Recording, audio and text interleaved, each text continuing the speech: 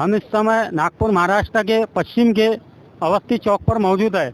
यहाँ पर देखने में आ रहा है कि एक बड़ा ही खूबसूरत तरीके का प्रोग्राम रखा गया है जो 15 अगस्त के सुनहरे अवसर पर रखा गया है, जिसके अंदर देखने में आया है कि हिंदू, मुस्लिम, सिख, ईसाई हर धर्म का इंसान इसके अंदर मौजूद है। आइए हम बात करते हैं माननीय श्री अहमद कादर जी, आज का जो प्रोग्राम था इसको रखने का उद्देश्य और मकसद क्या था? ये प्रोग्राम पिछले 22 सालों से लगातार जारी है। 26 जनवरी 15 अगस्त का प्रोग्राम यहाँ पर अवस्थी नगर चौक में मनाया जाता है।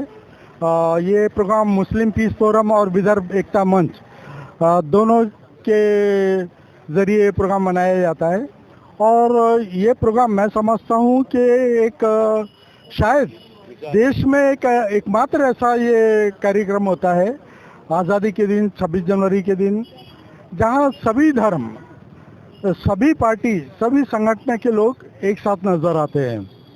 और ये बड़ी खुशी की बात है कि बड़ी दूर दूर से लोग, नागपुर के कोने कोने से लोग यहाँ पर आते हैं। जैसा बाबा शेड़के साहब है, कोनवत्तुनवार साहब है, अरुण केदार जी है, सैयद अहमद साहब है, खेजर भाई है, हमारे रब भामोड़े साहब है, पावड़े मैडम है, अलका ताई है, हमारी दूसरी ताई आशा मैडम है। सभी लोग यहाँ पर एकत्रित होते हैं और बहुत अच्छा कार्यक्रम यहाँ पर हर साल मनाया जाता है। और देश में जो लोग आज जहर फैलाने का काम कर रहे हैं, नफरत का फैलाने का काम कर रहे हैं, उनके मुंह पर ये कार्यक्रम एक अच्छा करारा तमाचा हर साल उनके मुंह पर यहाँ से इस अवस्थी नगर चौक से दिया जाता है और दिया जाता रहेगा। और सबसे बड़ी बात यह है कि कई सालों से, कई दशकों से हिंदू मुसलमानों में नफरत फैलाने का काम कर रहे हैं, लेकिन देश के हिंदू मुसलमानों ने, सिख, बौद्ध, ईसाइयों ने इन्हें हमेशा नाकाम किया है और ता कयामत ये लोग नाकाम रहेंगे। धन्यवाद। ताई, देखने में आया है कि ये नफरतों के बाजार में आज जो मोहब्बत की दुकान लगी थी, ये किस तरह चलाई जाएंगे बताइए? इस तरह चलाई जा रही है इनकी नफरत की दुकान, इसलिए कि ये जनता जो है ना अभी भी जागरूक नहीं है। अवेयरनेस जिस दिन आएगा उस दिन इनकी तो भूई चलने की थोड़ी होगी कि ये भूई कम पड़ेगी इनको। क्या है कि ये नफरत की ये जो बीज बो रहे हैं, तो ये इसके लिए कि इनकी जो षड्यंत्रकारी राजनीति है इसको बढ़ावा देना, ये क्या है कि लोकतंत्र में, लोकशाही में ये तो अच्छा।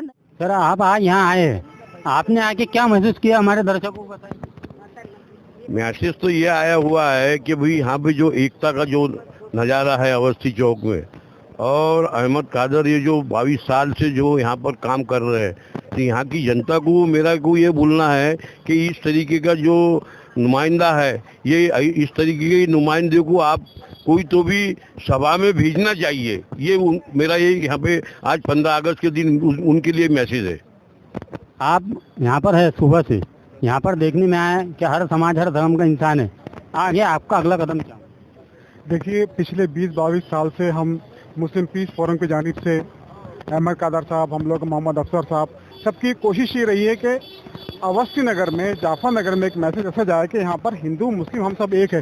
ये जो गवर्नमेंट या जो लोग कोशिश कर रहे हैं कि हम लोग अलग हो जाए, हम गर्व से कहते हैं हम एक है, एक रहेंगे और हमें कोई तोड़ नहीं सकेगा।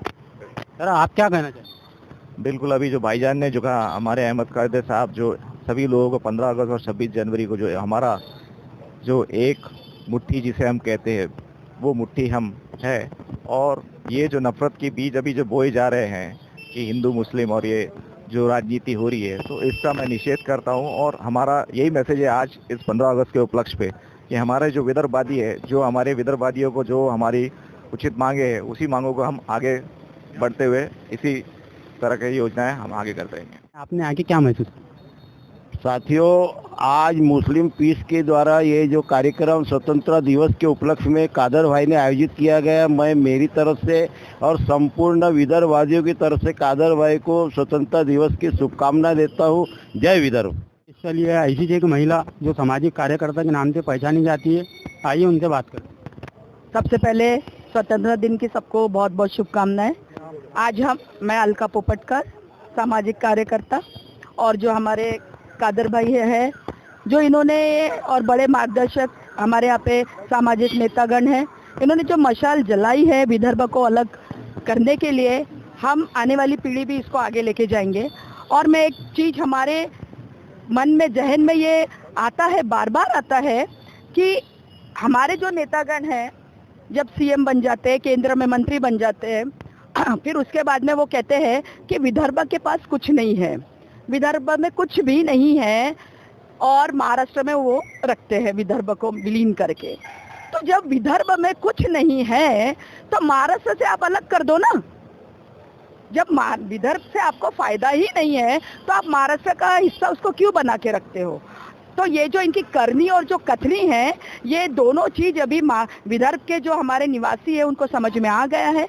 पूरा इंडस्ट्रियल जो एरिया है वो सब पश्चिम महाराष्ट्र के तरफ जा रहा है, विदर्भ के तरफ कोई नेतागणों का कोई ध्यान नहीं है। हमारे विदर्भ के जो किसान हैं रोज आत्महत्या हो रही है, उन लोगों को खुद आत्महत्या कर रहे हैं, उनको फसलों के भाव नहीं मिल रहे हैं। हमारे यहाँ पे जो एजुकेशन का स्तर होना चाहिए वो एकेडमिक स्तर वहाँ पे है नहीं है।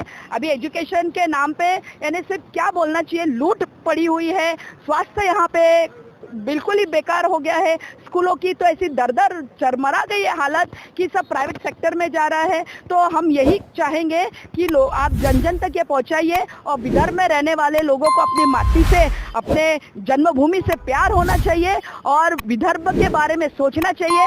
हमारे जो नेतागण है वो तो निकम्मे हो ही गए हैं और उनकी कथनी और करनी थी कि भाई हम आएंगे, हमको आप चुन के लाइए तो हम विदर्भ को अलग करेंगे। लेकिन अब जब वो गद्दी मिल गई है उनको तो वो विदर्भ के बारे में ना कुछ सोचते हैं और ना ही उनका कोई स्टेटमेंट आता है। तो ये लेकर हमको बहुत दुख भी होता है, लेकिन फिर भी हम हमारे दिल में जो मशाल जली है विदर्भ को अलग करने का, हम उसके लिए जरूर प्रयत्न करेंगे। जय जय विदर्भ। मैं BNA 24 न्यूज चैनल से रिपोर्टर फहीम अहमद। जय हिंद, जय महाराष्ट्र।